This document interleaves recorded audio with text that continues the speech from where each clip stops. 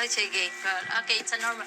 This is my business. I make a pie, a small pie. So I provide our needs because of this. Cake baking. On a hot Manila night, Michelle Bulang is working hard, not just to earn a living for her daughters, but to show them what resilience looks like. Before, I can smile, I can laugh, I can, because I'm not allowed to smile, I'm not allowed to talk somebody. Because if I talk somebody, if I came home, he beat me. Now, I am free like I just like a bird that I am free. She spent a decade with a husband she says abused her, financially, mentally and physically. Every time he beat me, he beat the kids. Every time I complain, he never gave me any amount of money. I'm not allowed to work. He said, you just only stay inside the house because, you are only my wife. Just, you are inside the house and you can do nothing because you are nothing without me. The mother of 4 finally managed to escape him, but she can't divorce him because that's illegal in the Philippines. They're my everything, so I survive because of them. Because of a lot of struggle. I am abandoned child when I was a kid. So that's the reason why I don't want one of them, separate of me. And I don't want them to experience what I experienced.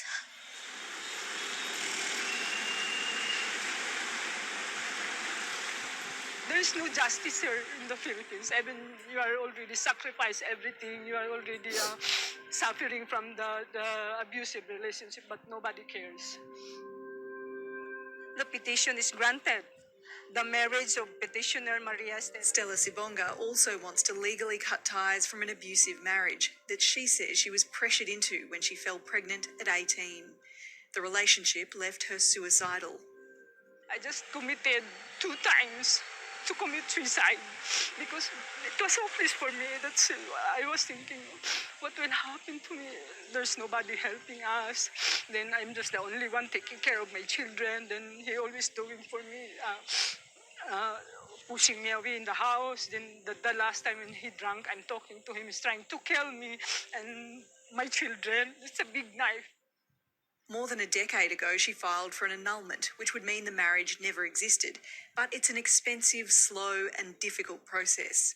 She was initially granted the annulment by a judge, but the decision was later overturned by the Solicitor General.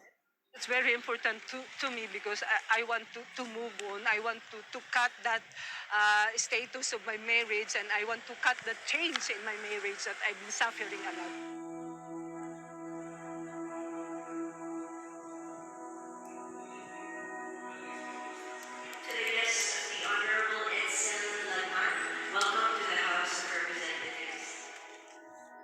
Today, both women have come to the country's Congress, where a historic divorce bill is being debated. Despite the fact that they say that marriage is solemnized in heaven, many marriages plummet into hell. And we have to rescue them. Edsel Lugman is the author of the divorce bill in the House of Representatives, where he sat for almost 3 decades. He wants to retire in 2025, after this bill has passed. Thank you so much for meeting me today. I hope that I don't have to go back to Congress in order to campaign again for the enactment of this bill. I am definite. This will pass. This will pass. Polls show the majority of Filipinos back the change, and even President Ferdinand Marcos has said he's open to legalising divorce. But the bill is facing strong opposition. Lord have mercy, Lord have mercy. Christ have mercy, Christ have mercy. Lord have mercy, Lord have mercy. Let us pray. Marriage is a lifetime union. So even with its ups and downs, the good times and the bad, they have to live with each other as husband and wife for the rest of their lives.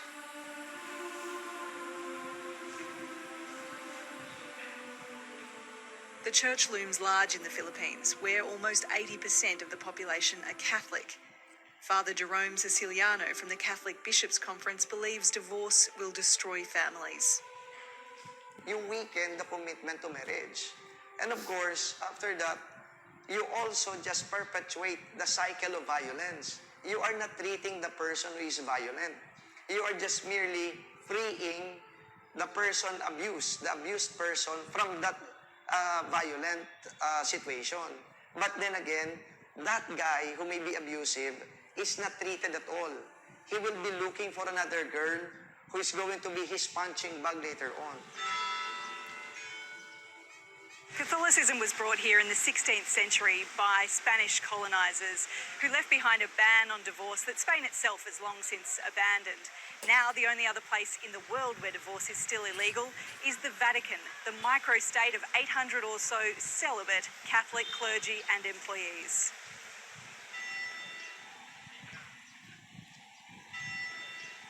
For us who claim to be Christian, isn't it Christ compassion, or you claim to be Christ-like, to actually apply that to your lives?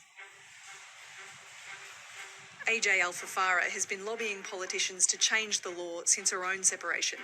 She says there are also serious practical implications to the divorce ban, which she discovered when she tried to purchase property.